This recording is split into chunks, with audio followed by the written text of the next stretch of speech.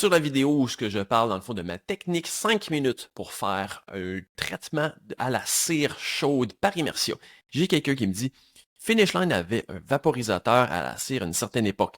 La saleté restait collée sur la chaîne, ça m'a éloigné de la cire depuis.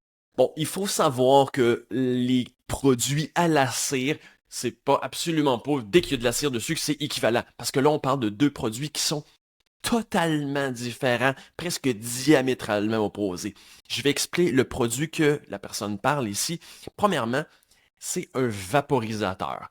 Donc vraiment au niveau du taux de pénétration de lubrifiant à l'intérieur des points de pivot de la chaîne, c'est de loin inférieur parce que finalement un vaporisateur va mettre souvent beaucoup d'éléments lubrifiants sur la surface externe de la chaîne, mais ultimement très peu qui va vraiment pénétrer à l'intérieur des points de pivot.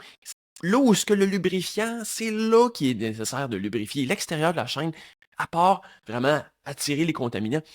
C'est pas un endroit qu'on veut mettre du lubrifiant, c'est un endroit qu'on veut rester le plus propre possible. Donc en partant, le fait que ce soit un vaporisateur plutôt qu'une immersion, c'est deux choses complètement différentes au niveau de la qualité.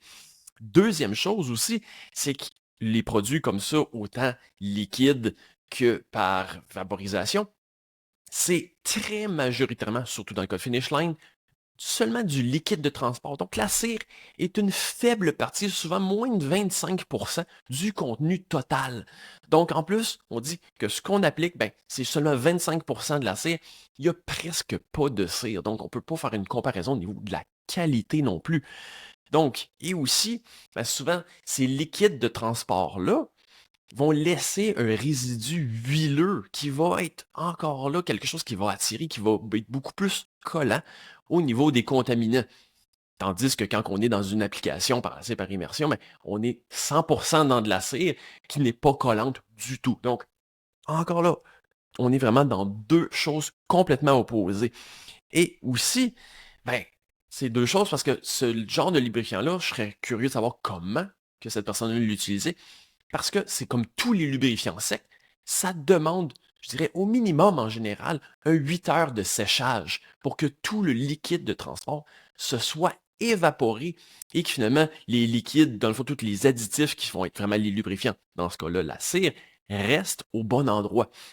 Donc si on l'applique juste avant d'aller rouler, ben, finalement, non seulement les agents lubrifiants ne font pas leur travail parce qu'ils sont incapables de rester vraiment à l'intérieur de la chaîne, ils partent de façon très facile, ben, tout le liquide de transport devient quelque chose de collant qui va vraiment attirer tous les contaminants, qui va faire justement une chaîne qui va être très sale, qui va devenir très contaminée très rapidement, qui va créer une usure prématurée, qui va être sale, qui va demander beaucoup plus de travail au niveau de l'entretien. Donc, là, ici, il faut arrêter de penser que dès que c'est un produit à la cire, que tous les produits à la cire viennent un peu dans une même catégorie.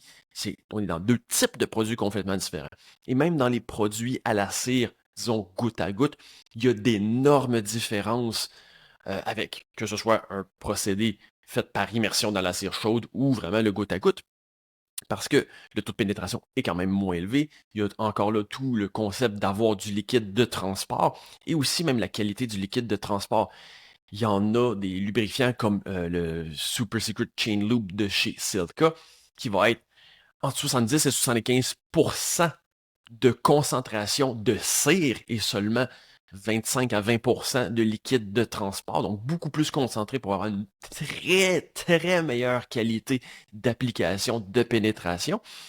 Mais en plus aussi, le liquide de transport est en plus de nature aqueuse, ben, c'est de l'eau, elle va beaucoup plus évaporer et moins laisser un résidu finalement huileux qui va être plus collant pour tous les contaminants. Donc oui, aussi un liquide de transport aqueux est peut-être plus long un peu à sécher, mais va donner vraiment un meilleur résultat. Et aussi, honnêtement, au point de vue écologique, est beaucoup plus écologique parce que bon, les produits comme Finish Line, les liquides de transport, oui, vont s'évaporer un petit peu plus vite, mais non seulement laissent un résidu huileux, c'est très toxique pour l'environnement aussi. Donc, vraiment quelque chose à penser.